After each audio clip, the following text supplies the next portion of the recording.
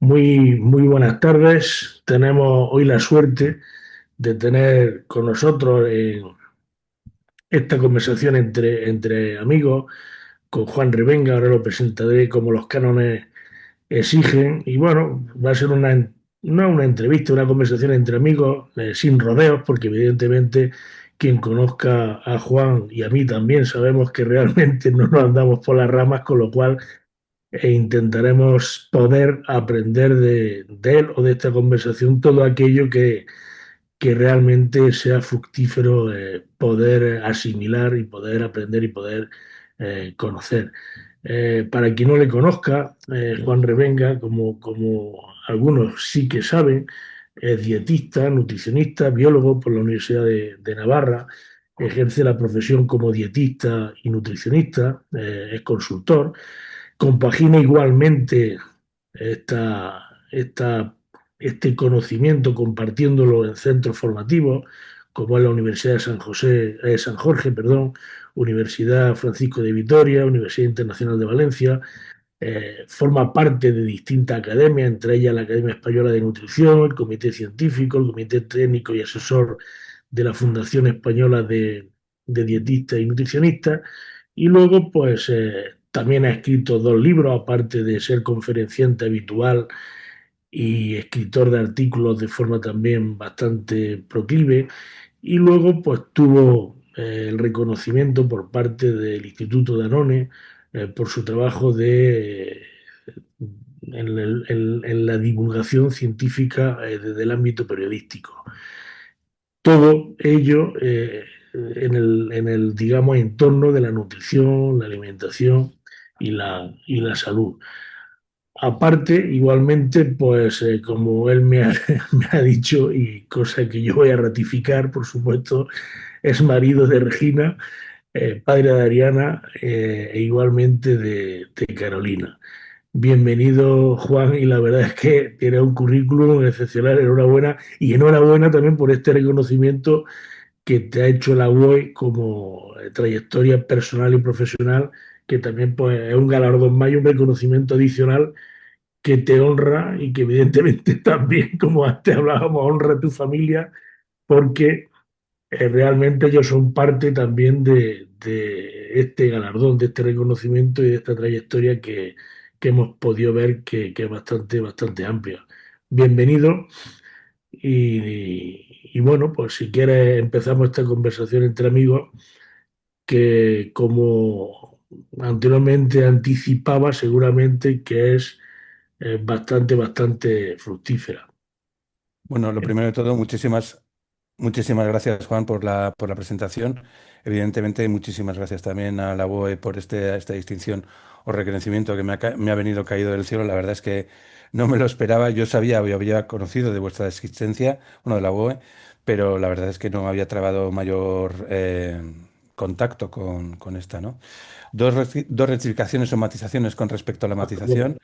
La Fundación Española de Dietética y Nutrición y su comité científico participé y fui parte de ellas, pero la propia fundación ya ha desaparecido. Ahora se ha convertido en Academia y Consejo General de Colegios de Dietistas Nutricionistas, pero simplemente eso y bueno, esa matización. Gracias Nada por más.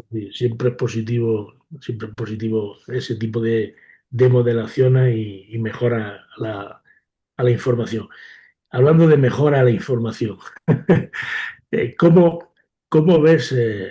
Llevamos en el sector trabajando, por la edad que casi somos coetáneos, llevamos trabajando durante muchos años en dicho sector. ¿Cómo ves tú tanto a nivel internacional, un poco por la periferia del entorno que rodea a los productores de aceite de oliva? ¿Cuál es el grado de conocimiento que el usuario, el que todavía no es usuario, tiene de los aceites de oliva en base a tu experiencia, Juan? En el mundo, ¿te refieres Sí, sí, internacionalmente? en el mundo, por favor. Pues ese conocimiento prácticamente es nulo. Y es que no podemos, a ver, es que y no podemos negar la evidencia. Es decir, porque una cosa son las opiniones, las otras son los datos. Y en el caso de los datos, dentro de los aceites vegetales, los aceites del olivar, los aceites de oliva, representan la totalidad de la producción y consumo de aceites vegetales en el mundo, representa, no llega al, bueno, sí, llega, pero vamos, ligeramente justito, un 1%. ¿Esto qué quiere decir? Que el 99% de todos los aceites vegetales consumidos en el mundo son cualquier otra cosa distinta del aceite de oliva. ¿Esto qué quiere decir? Que muy probablemente si nosotros preguntamos a alguien de Melbourne, a alguien de Wisconsin o a alguien de Alberta, en 3 puntos geográficos, o de Pekín, me da exactamente igual, muy probablemente tenga el mismo conocimiento del aceite de oliva como nosotros o los españoles en general bajamos a la calle y preguntamos, tengan del aceite de lino, es decir, o de algodón. Digo, ¿qué? Que existe un aceite de lino o que existe un aceite de algodón, pero eso no son prendas que se ponen o tal.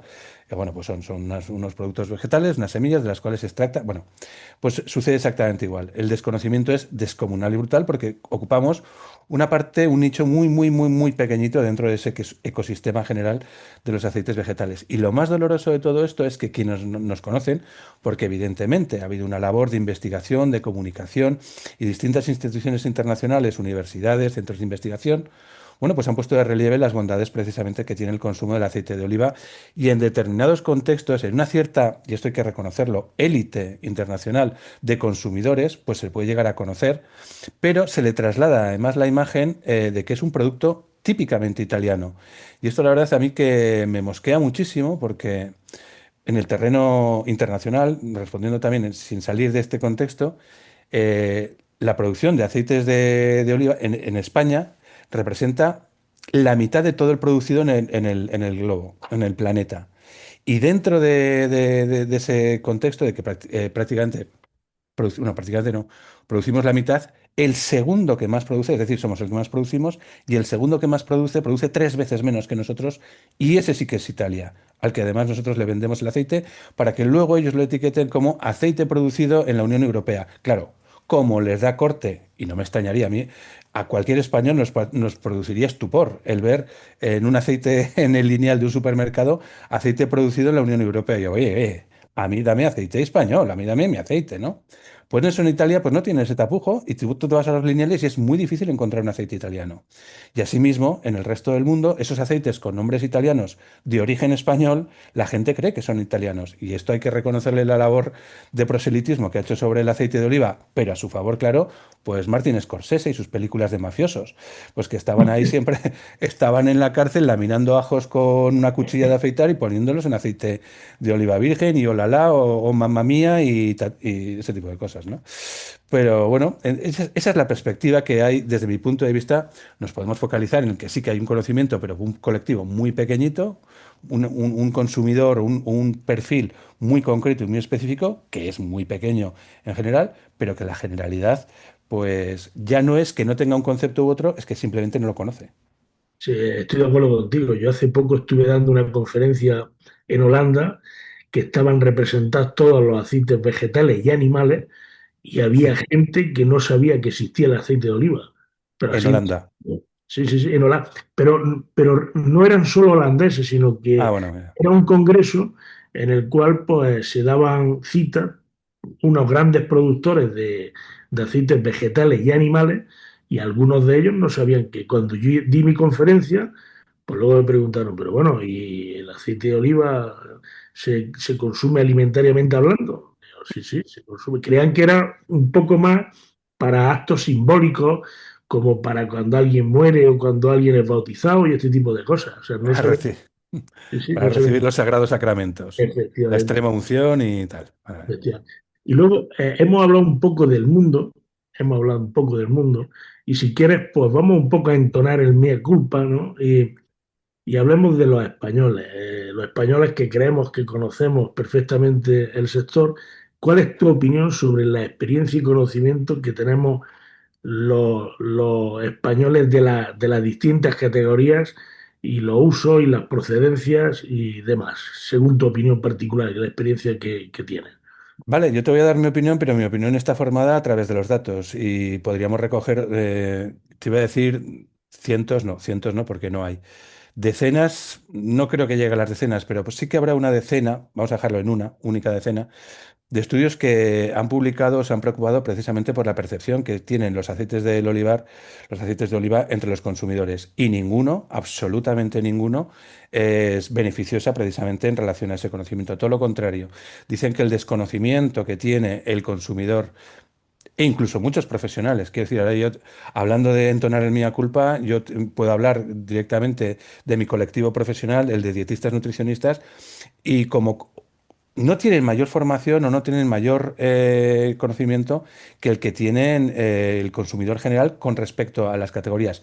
Muchos de ellos, bueno, habrá algunos que sí y habrá una mayor proporción de conocedores, evidentemente, del producto frente a los consumidores generales. Pero en líneas generales, el consumidor nacional español es un auténtico desconocedor y además, lo peor de todo, en este sentido, desde mi punto de vista, es que siendo un gran desconocedor, no tiene la vergüenza de hablar y posicionarse y comentar una serie de valores o de contextos, o sea, de características que no tienen ni pies ni cabeza, que son erróneas. Por ejemplo, el contexto de aceite de oliva virgen extra, el extra, yo estoy, y esto es en virtud un poquito de las encuestas que hemos dicho antes, ¿no? De los estudios que hay con respecto a ese conocimiento y de lo que yo he hecho a título personal y que yo veo en mi entorno, no te lo sabe explicar ni un 10% de la población, desde mi perspectiva, ¿eh?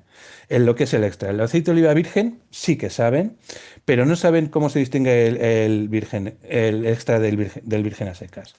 Otra de las cuestiones es que una grandísima mayoría, y estaríamos hablando a lo mejor también de ese porcentaje, desconocen que el aceite de oliva, sin más, bueno, sin más, entiéndeme, esa categoría, esa tercera categoría, virgen extra, virgen y aceite de oliva, es un aceite refinado, o sea, procede de una refinación y un encabezado con aceites de oliva virgen, y lo desconocen. Otro grandísimo problema que yo veo es el tema de la intensidad y o la suavidad, que es que procedemos de un contexto de los años 80 en donde nuestras... Entonces sí, podría tener algún sentido que nuestras abuelas, o hablo de las nuestras, Juan, quiero decir, en el caso de muchos otros, estaríamos hablando a lo mejor de las bisabuelas. Eh, sí que podría tener algún sentido el tema de la acidez y de la intensidad suavidad. Podría tener, que no tiene en realidad, ese porcentaje de ácidos grasos, que es lo que marca el grado de acidez, que no se correlaciona luego con el sabor. Es decir, que el consumidor español sepa que el sabor de un determinado aceite de oliva, independientemente de su categoría, procede, en primer lugar, de la oliva, de la variedad de la oliva que se está cosechando, que se está en ese momento, o de la que se ha obtenido el aceite. Ya no sé si es un cupás, es decir, ya hay una mezcla ahí de aceites de distintas variedades, ya olvídate un poquito. Bueno, también depende de las proporciones. Depende de la variedad. Depende de la fecha de recolección, es decir, en campaña, es decir, de primera cosecha, o sea, cosecha temprana, frente a últimos de la cosecha, no tiene nada que ver la misma oliva, la misma variedad, y luego del tratamiento que haya tenido esa oliva una vez cosechada, es decir, si se la ha tratado con cariño o, más, o no se la ha tratado con tanto cariño, ¿no? Entonces, todas esas características sensoriales, hablamos ahora directamente de los vírgenes, dependen de todas estas cuestiones y no de la acidez ni de esas cuestiones que cree normalmente la gente. Con lo cual, a mí me da muchísimo dolor de corazón que España, teniendo más que el jamón ibérico, fíjate tú lo que te digo, más que el jamón ibérico, siendo el buque insignia de lo que es la gastronomía o el producto típicamente español, porque joder, si el segundo que más produce 3 veces menos que nosotros, joder, es que España es la pera limonera en esto, ¿no? Pues que tenga este conocimiento los consumidores y al mismo tiempo se les llene la boca diciendo o hablando de esto o de aquello de forma completamente errónea o con ciertos prejuicios, la verdad es que es muy doloroso. Es como si comparásemos el conocimiento que tiene, no sé, igual también estoy ahora con ciertos prejuicios, si hablásemos de los conocimientos que tiene un francés de los quesos. Parece que cogido cualquier francés así abuela pluma, le preguntemos sobre los distintos tipos de quesos y nos dé una lección sobre las distintas tipos de procedencia de la leche, la curación, etcétera, etcétera, ¿no? Y parece pues que lo fuera a hacer con una cierta soltura o tal. Y esto no sucede en el caso del consumidor español relativo a los aceites de oliva. Y me da mucha pena, la verdad. Totalmente de acuerdo contigo. Además, eh, somos el mayor, como tú bien has dicho, el mayor tenemos todos los récords, somos el mayor consumidor. Hoy en día somos también el mayor consumidor, circunstancialmente, de aceite de oliva del mundo, mayor productor de aceite de oliva del mundo, mayor en superficie de aceite de oliva del mundo Muy y bien. dotamos de consumo a 197 países del mundo sin contar España. Por lo tanto, estoy plenamente de acuerdo contigo. Volviendo un poco, sí, sí, por favor, Juan. Hay un dato que seguro que tú conoces mejor, pero lo compartimos por si alguien lo desconoce. Solamente la producción de aceite de Jaén, solamente la de la provincia de Jaén, empata con toda la producción de Italia. Bueno, en los últimos años, porque por desgracia Italia está teniendo un problema muy grave de Xylella fastidiosa, que la verdad es que es Ujú. una pena, ¿no? En los últimos años duplica, en los últimos 3 años duplica. Pa- para que te haga una idea, el año pasado la producción de Italia fue casi igual que la de Portugal, casi igual No, que la de joder, fíjate. Portugal. Es Bueno, una pena. quería decir, rectifico lo que quería decir. Quería comentar que la extensión del olivar, es decir, la de tierra, Vale, vale, sí, vale. que no era una producción, y lo he dicho mal, ¿eh? Era que No me te quería preocupes. referir a la producción de, perdón, a la de suelo destinado a la producción del olivar. Pues Sí, eso, sí, que sí. solamente la provincia de Jaén empata con la destinada en el país Italia. Sí, Que ya y es, el doble que Portugal. La provincia de Jaén en superficie de olivar es la duplica a Portugal, para que nos hagamos una es que idea. son cifras que harían pensar que dices, joder, pues es que ahí los españoles, todo el mundo tiene que dar lecciones magistrales de aceites de oliva. Y no es así. No, no es así, no es así, no es así. Y luego comentábamos de consumo, comentábamos de producción. Uno de los vectores claros de, digamos, fomento del consumo, fomento de demanda internacional de aceite de oliva, eh, se está, se está posicionando pues, en ello la salud, ¿no? El vector salud. ¿Cómo realmente, en base a tu experiencia, cómo realmente sabemos que el consumo de aceite de oliva es realmente bueno para la salud?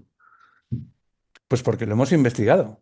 Porque se ha investigado, efectivamente. A ver, yo recuerdo en la cocina de mi abuela, mi abuela, o sea, mi madre hablando con su madre, o sea, con mi abuela materna, yo tendría 8 o 10 añitos, una cosita así, estaba haciendo los deberes del colegio y esas historias, y yo les oía de fondo, y mi madre le estaba vendiendo a la suya, a mi abuela, las virtudes del aceite de girasol, que era un aceite más moderno, menos calórico, que, que decir, yo en aquel entonces ni puñetera idea, ¿no? Con 10 años, pero ahora pues te explota la cabeza, pues las calorías son las mismas.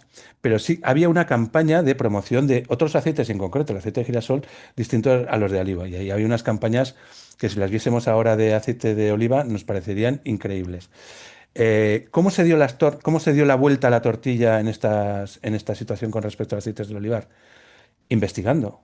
A partir de los años 90 y pues, sobre todo, que vamos a decir, principios de los 2000, con la primera fase del estudio Predimed o el primer estudio Predimed, pues se hicieron cantidad, pues, y ahora sí que ya podemos hablar de decenas y decenas de estudios en los que se ponía sobre la palestra tanto las cualidades bromatológicas, es decir, la presencia de determinadas sustancias, proporciones de ácidos grasos, sustancias volátiles, vitaminas, etcétera, etcétera, tocoferoles, y luego, y al mismo tiempo, con todo esto se hizo experimentación, primero en in vitro, luego en animales y luego en humanos, primero en estudios observacionales y luego en estudios de intervención. Bueno, ¿cómo hemos llegado? Pues porque ha habido un interés en el que, bueno, todo esto proviene también de la famosa dieta mediterránea, de que nosotros tengamos una mayor calidad de vida o más cantidad de años sin enfermedad, más vida de años con salud. Y esto, bueno, pues buscando un poquito también los orígenes, aparte del estilo, hay muchísimas cuestiones, ¿no? Aquí se mezclan muchísimas historias, pero buscando elementos característicos y definitorios precisamente de ese patrón de vida, pues salió el aceite de oliva, que fue el que se investigó y, bueno, desde finales de los 90, principios de los 2000, pues se ha regulado muchísimo más el sector, gracias en parte también, bueno, en parte no, gracias al Consejo Olícola Internacional y gracias a esas investigaciones y a la divulgación que se ha hecho, pues que tenemos que es uno de esos aceites que está reconocido desde el punto de vista científico, sanitario, pues internacionalmente. Pero claro, esto lo saben esas personas en el resto del mundo. Lo que tenemos que cambiar también es la perspectiva que nosotros tenemos de los aceites de oliva en relación a lo que se tiene fuera. En el sentido de que ellos no saben de qué les estamos hablando. Bueno, que era lo que estábamos hablando en el tema anterior. Pero al mismo tiempo vamos a mirarlo desde la perspectiva, desde el otro lado del espejo. Y es que nosotros no tenemos que pensar que el resto del mundo sabe lo que es el aceite de oliva y que viviendo como vivimos en un entorno privilegiado en donde lo tenemos al alcance de la mano a un precio, crisis aparte, etcétera, a un precio brutalmente asequible para cómo está en otros contextos internacionales, en otros países, pues darnos cuenta del tesoro que tenemos. Y tener presente que ese conocimiento que tenemos sobre la salud que tiene un determinado producto, eso se hace, a lo mejor suena un poco bruto decirlo, a golpe de investigación, a golpe incluso de talonario. Es decir, hay alguien que tiene el interés de poner de relieve que esto es así o esto es asá.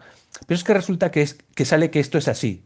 Y sale estudio tras estudio una serie de características sobre el aceite de oliva y el aceite de orujo de oliva, que es precisamente también lo que está sucediendo, pues que hay un sector implicado en reconocer precisamente esas cualidades, bondades, y dices, pero ¿cómo puede ser? Y entonces el aceite de oliva, y yo, oye, que no te estoy diciendo de menos, te estoy diciendo que también o también tiene sus virtudes, sus características beneficiosas. ¿Y cómo lo sabes?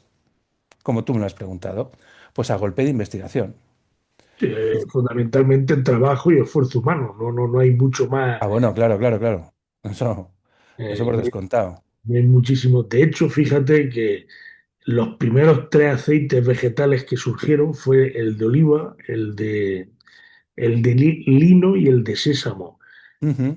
Los Sí, sí. otros dos actualmente pues, no se utilizan con fines alimentarios. De hecho, ninguno de los tres surgió con fines alimentarios. Posteriormente, el de oliva dio el salto a la dieta humana y animal Ujú. también. Hay piensos que se hacen con aceite de oliva o aceite de orujo.